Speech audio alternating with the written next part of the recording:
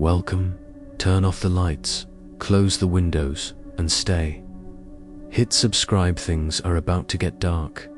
This was a Monday night.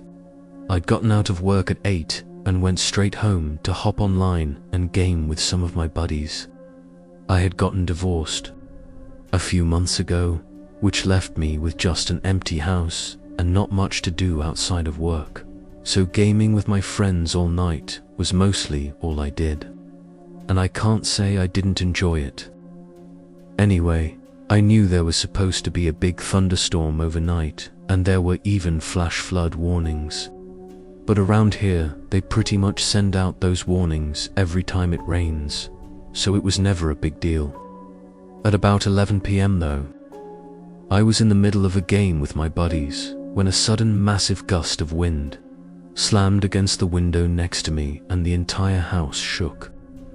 I took my headset halfway off and I could hear rain pouring down and the house creaking and swaying violently. I turned back to my screen to tell everyone what was going on, but suddenly my screen and all the lights in my house flicked off for a split second, then right back on. I saw I was still in the Discord call, so I asked if they could still hear me, but before I got an answer, everything cut out. My PC shut down and all the lights snapped off. The whole house was dark. I couldn't even see my hands in front of my face. I felt around my desk from my phone, then turned the light on.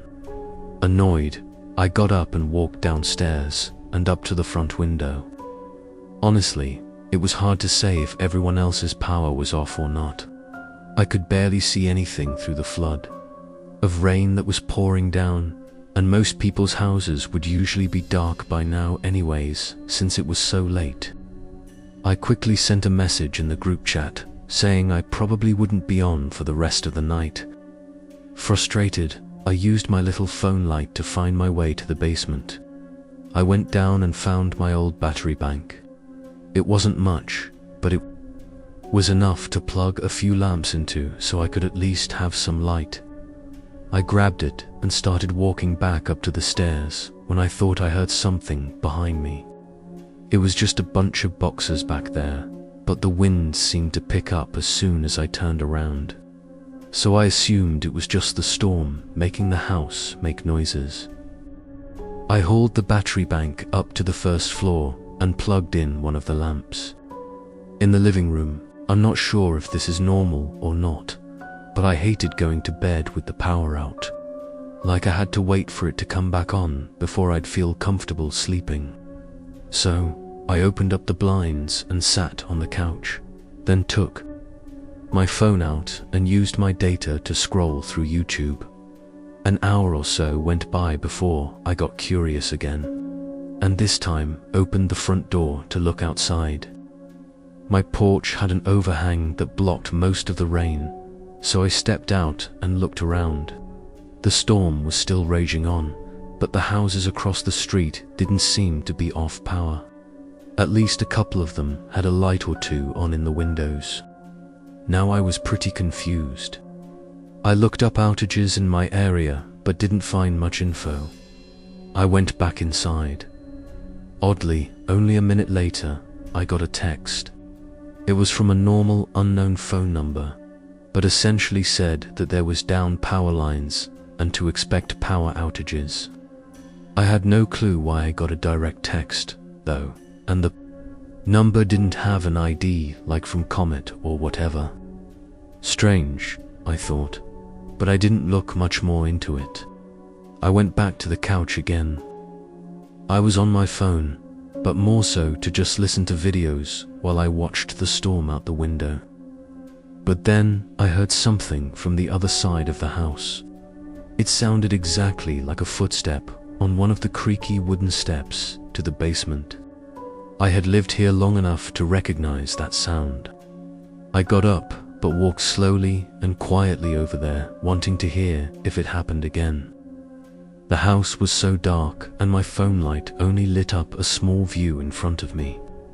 I turned the corner into the hallway and shined the light down. Nothing was there. However, The basement door was open, like wide open, and there was no way I left it like that. I walked up and shined the light down the stairs, but there was no way I was going to go down there to check anything out, not with no power on. I closed the door. I don't think I had enough time to really think about what this really meant.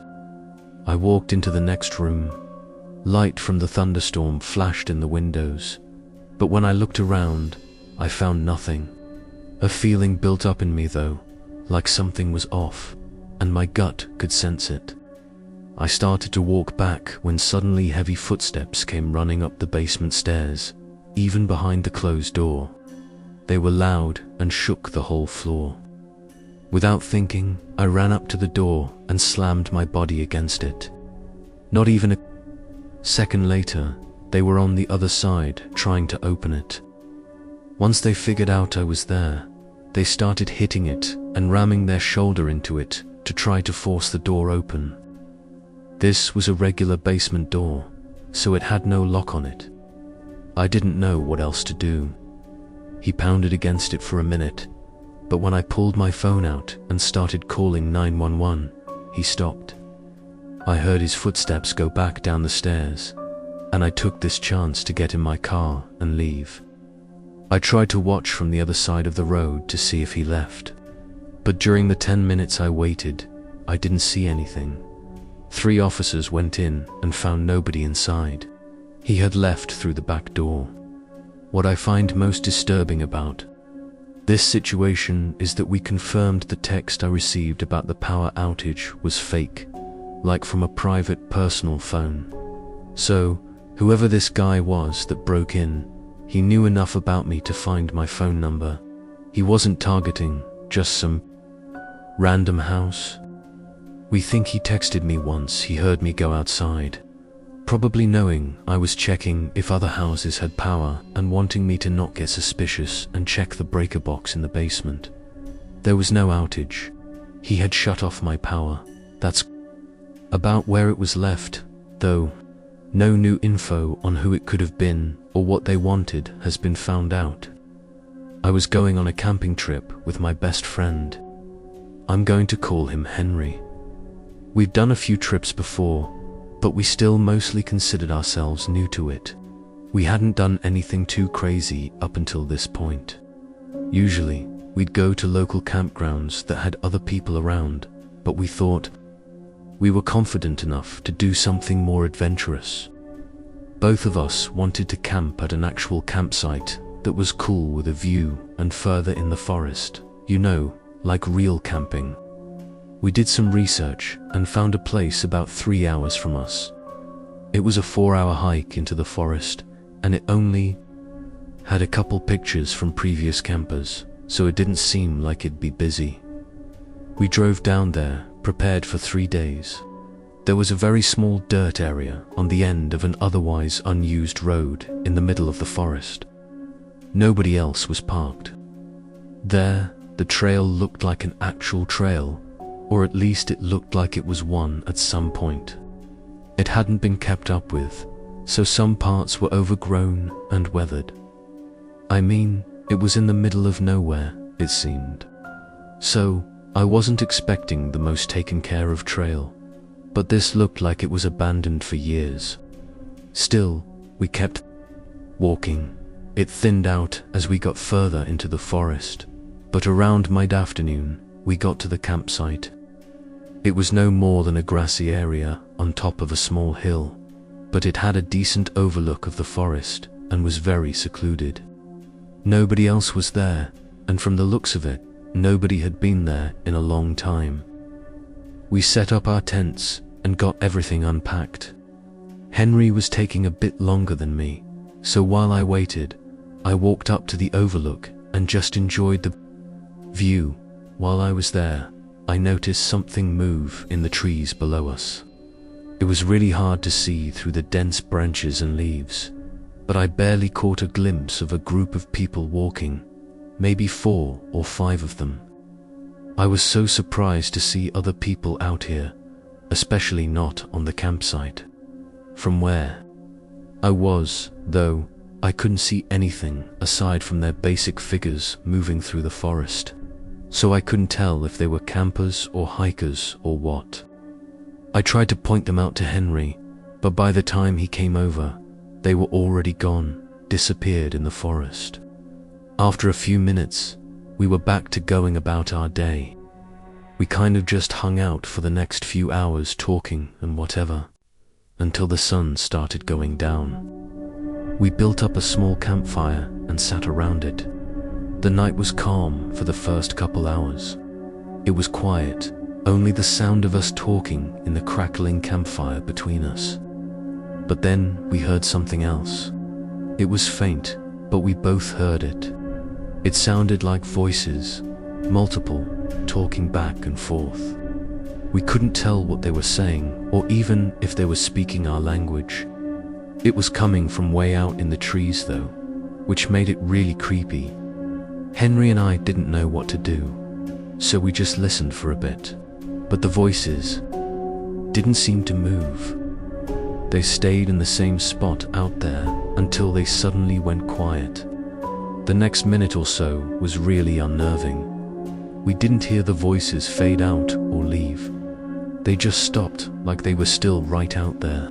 Then there were footsteps, just one set walking toward us. A few seconds later, a man came out of the dark and into the light of our campfire. He had a distinct red baseball cap and longish wavy black hair. His smile was wide as he walked up to us. "Either of you know where the trail is around here?" "I've been looking for a while," I said, "yeah," and pointed ahead at the trail. But when he didn't immediately say anything or leave, I then asked if the others out there were with him. His face fell flat for a moment. Then he smiled again and looked back at where I was looking. "I didn't know there were others out here. I've just been hiking alone." "I would have asked them for directions if I saw them," the man said. It was really strange though. I was almost sure he was lying. He came from the same direction we just heard the voices in. I just said, "Okay." And he smiled, then left and went down the trail. Henry was thinking the exact same thing as I was, that the guy was lying for some reason. There was no way.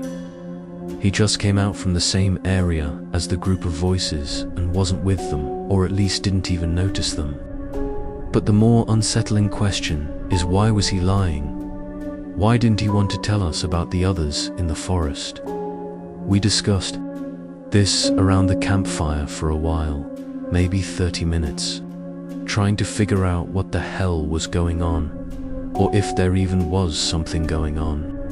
The whole time it felt like we were being watched. I kept turning around and looking at the forest and at the trail. Something felt wrong. It definitely didn't help that this was our first time being so far out like this, so nerves were already high. "Should we just leave?" Henry finally said in a shaken voice. After some thought, I said yes. We started packing, but that eerie feeling only felt like it was getting stronger. Just as we tossed our bags on our shoulders and stomped out. The campfire, a single footstep crunched in the leaves behind me. We both swung our heads around. Without the fire, it was pitch black. It also felt like the woods were eerily quiet now. After a moment, my shaky hand reached into the side of my backpack and got out my flashlight. I pointed it out and clicked it on. Standing only 10 or 15 feet in front of me was that same guy from before with the red baseball hat. He was standing in place, already looking at us, and had a blank stare. As I held the light on him, he made that same wide smile from before. In a panic, I turned off the light and both of us sprinted to the trail.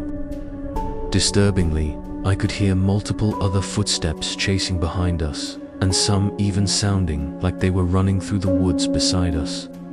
Slowly though, they started to fade out. Eventually, it was just us two running down the dark trail. We made it back to the car unharmed. We got in and drove away.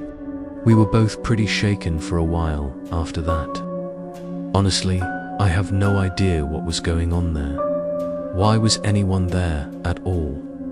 It's been a long time since this happened, but we haven't been out camping at all. I don't know if we ever will. Music. This was in spring of 2021. I'm a 4-year-old male, and at the time, I'd been living away from my family while I was studying at an out-of-state college. Our school had a fairly early spring break, which meant I'd get to go home and visit my family. It was about a 2-day drive to get there, and mostly through long, boring roads. I had to take the drive over flying any day, though. I left on a Tuesday morning.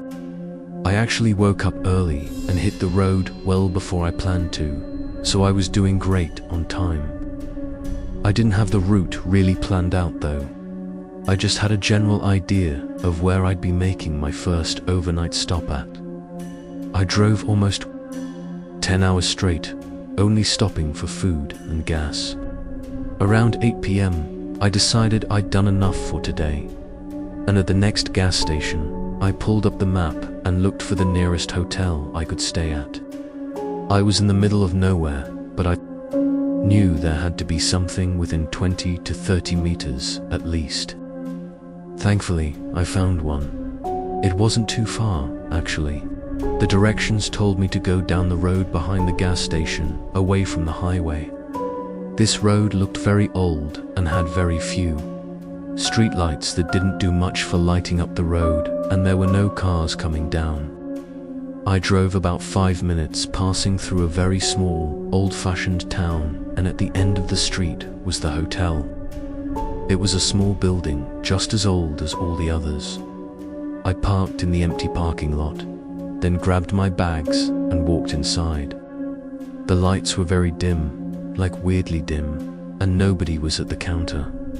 As I stood there, I just looked around. It was so quiet. No kids running around or TVs on in the lobby. It was just empty. After a minute, someone finally came walking down the back hallway, and she looked startled when she saw me. She quickly walked up to the front counter and greeted me, then got me a room for the night. I thanked her and walked down the hallway. She gave me the room all the way at the end. I unlocked it and got in. I didn't even unpack anything really. I just sat on the small sofa and went on my phone for a while. The room wasn't very big or nice, which I wasn't expecting. Anyway, this was clearly just an older and smaller, probably family-run hotel. I remember just laying on my back on the sofa, scrolling through videos on my phone, and I guess falling asleep. I woke up abruptly to someone banging on the room door. I quickly sat up, shaken by how sudden and loud it was. My eyes looked over at the clock on the wall. It was 11 p.m. Concerned, I got up and walked over to the door, opening it. Nobody was there. I poked my head out and looked down the hallway. I stayed there for 30-ish seconds, really confused and waiting for someone to come back around or something. But the hotel was really quiet still. Everything was so off. I started second-guessing myself. Like, was the knock even at my door? Sounded like it was, and I didn't hear anyone else in any of the rooms near me. But maybe somehow it was for one of the other rooms. I went back to the couch for a little bit, then took a shower and got ready for bed. I set an alarm for 8 o'clock a.m. and fell asleep. I really wanted to sleep good tonight because for one, I was really tired, and two, I had another long drive ahead of me. However, I woke up again in the middle of the night to someone banging on the door.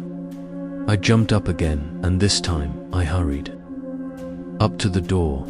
The whole room was dark, and I could only see the sliver of light coming out from under the door. I swung it open, but nobody was there again. I did the same thing, looking down the hall and listening. After a minute, I decided that this was too strange to not investigate a little further. Tiredly, I walked down the hallway into the front desk. It was just as dark and quiet as it was when I first arrived here. The woman was still at the desk, though I told her someone had been banging on my door and asked if she saw anyone. The woman looked really confused and almost as if I was joking. When she realized I wasn't, she then said that I was the only guest staying here tonight. I just smiled and said, okay, then started walking back to my room. I don't think it had really set in yet. Like, was I just going crazy? I got back to my room and went in. I made sure that all the locks were in place, then got in bed. I just laid there for a minute, staring at the pitch-black ceiling and trying to think about what was going on before. I decided to grab my phone from the nightstand and maybe watch a video or two to get me to relax.